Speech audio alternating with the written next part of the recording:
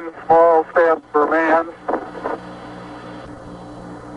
one giant leap for mankind.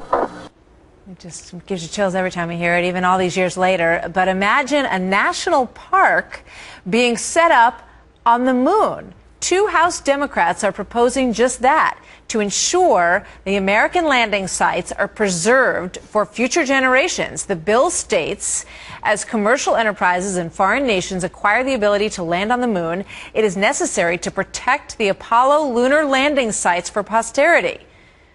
So is it? Corey Powell joins me now, editor-at-large of for Discover Magazine. Corey, welcome back. Always nice to be here. Always good to have you with us. Now, on the face of it, you say, oh, a national park on the moon. It sounds like a ridiculous idea. However, we do want to, in some way, preserve those sites if anybody ever gets back there. It's been more than 40 years, and nobody's made it yet.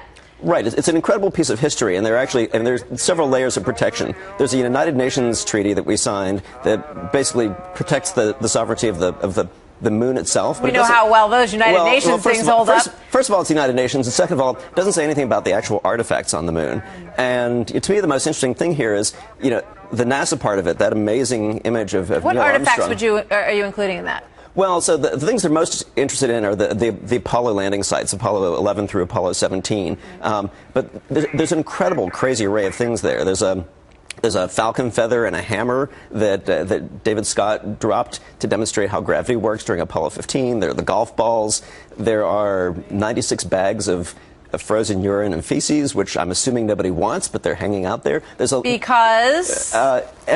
We left a lot of trash on the moon. We left a lot of amazing artifacts on the moon. And the question is, how much of that is history that you want to preserve? The other interesting question to me is, NASA isn't saying that, oh, they're going to send missions back to protect this. They're saying private companies are going to go, poking around, and they want to make sure they don't disturb things. So, the private space flight is really the forward element here. How far away are we from, sort of a competitive environment where there's all these different entities going up there and we have to protect it? I mean, you look at what Richard Branson has done, and that's just getting us up to the zone of the International Space Station, which is how far away from the moon? I mean, right.